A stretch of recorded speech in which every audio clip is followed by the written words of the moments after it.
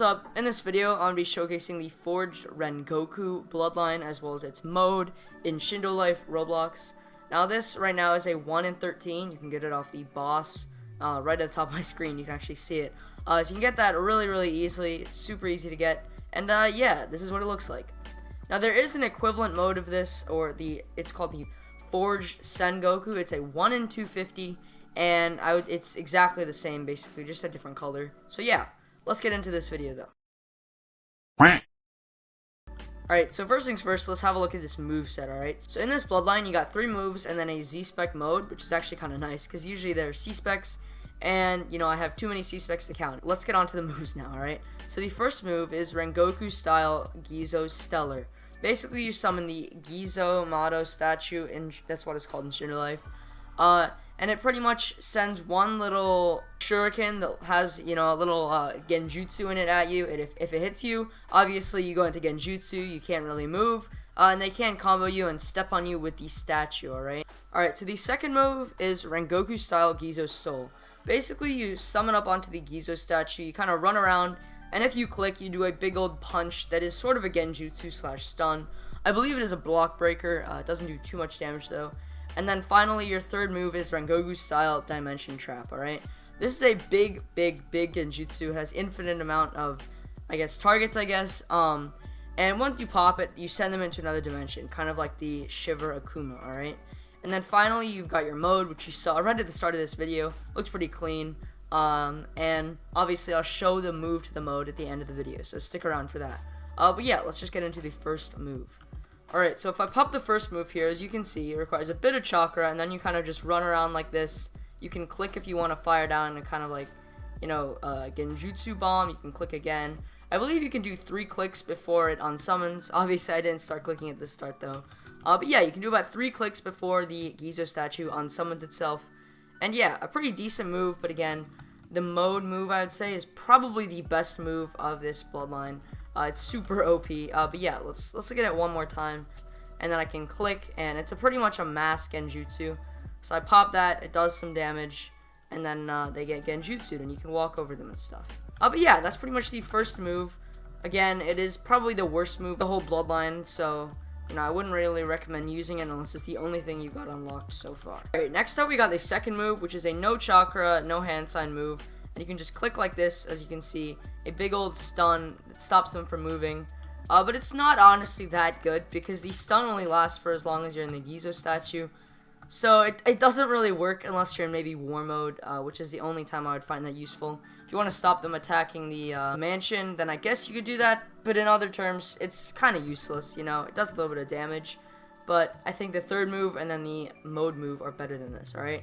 Let's pop it one more time. As you can see, you can pretty much run around for a while, and you just punch like this, and you do some damage. Alright, now let's get to the third move of this Bloodline, alright? So this move, when you pop it, alright, looks like this, and as you can see, you send them into another dimension. They can obviously still move, and since he's AI, alright, he can still track me through that other dimension. But if you're not an AI, which most people are not, alright, you can't actually track people through the other dimension. You can only see when moves are popped. So it's a really good way to combo someone, actually. And it's a really good move for Arena X Deathmatch, because, you know, you got multiple teams, you pop that, everyone on the enemy team has been sent into another dimension, and you can just combo them up like that, alright? So, overall, I would say a pretty decent move. However, again, the mode move and moveset, I guess, are probably the best out of this Bloodline, alright? But let's get to that, alright? So, if we pop the mode like so, I hold down Z, pop it, and as you can see, you saw the faint outline there. You actually have a skeleton Susanoo in this mode. As you can see, this is what it looks like. Let me just turn around so you can see that. It looks really clean, actually, alright? It's a skeletal Susanoo. Not much else, really. It's kind of like the Shiver Akuma Susanoo, except not, you know, not fully complete, I guess. But yeah, and then obviously you've got the, you know, visual effects of this mode, alright? It looks really clean. You know, you got really nice looking stuff, and then obviously you got these stat bonuses, alright? These stat bonuses, I'm not gonna lie, alright, are pretty terrible compared to the moves of this mode. But I guess that's like a small balancer, because otherwise this would just be way too OP. But here are the stat bonuses, alright? 2500 Chi, 2300 Ninjutsu, 2500 Taijutsu, and then 2200 HP. So yeah, not the greatest stat bonuses, I can't lie to you. But, you know, the moves definitely make up for it, alright? So, let's just go over there, and as you can see, when you sprint, you actually teleport.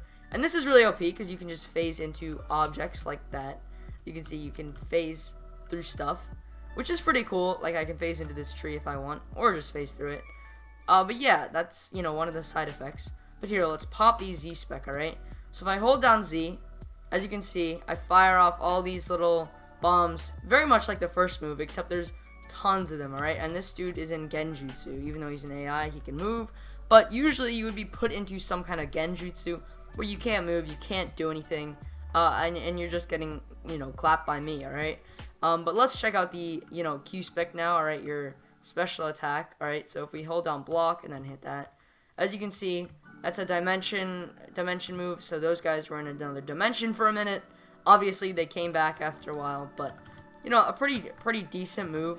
You know, it's not, I would say it's basically the same as Shiver Akuma's Q-Spec if you have that. Again, let's pop it, and as you can see, basically just the same thing. You even see the Shiver Akuma icon there, and they get sent away like that. Alright, so an alright move, but obviously not the greatest. We can pop the Z-Spec again, as you can see. All those bombs up there come down and auto-lock onto your enemy. Really OP, and as you can see, they've just completely disappeared. So yeah, I would say overall, the Z-Spec and the Q-Spec combined are just some really OP moves, alright?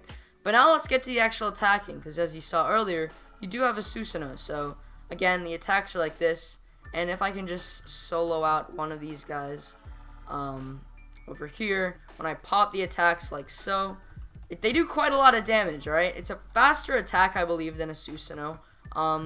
But, you know, equal, if not a little bit less damage, right? 12k per hit with the mode on, which is the only way you can have this, really.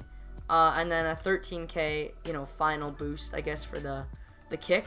So, again, and then we can pop this. As you can see, we just aim that down there, and that guy just got absolutely obliterated. Oh, some of those, you know, auto-locked onto these logs over here. So, you don't really have control of them, but, you know, they lock pretty much everywhere.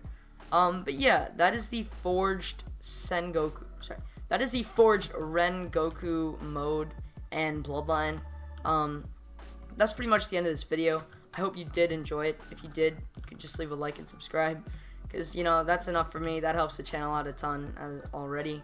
But yeah, thank you for watching. You can join the Discord server if you want to. You know, a lot of Shindo Life stuff on there, as well as tons of cool other stuff that my mods have, you know, gratefully provided for you guys. But yeah, thank you for watching. I'll see you in the next video. Have a nice day, and see ya.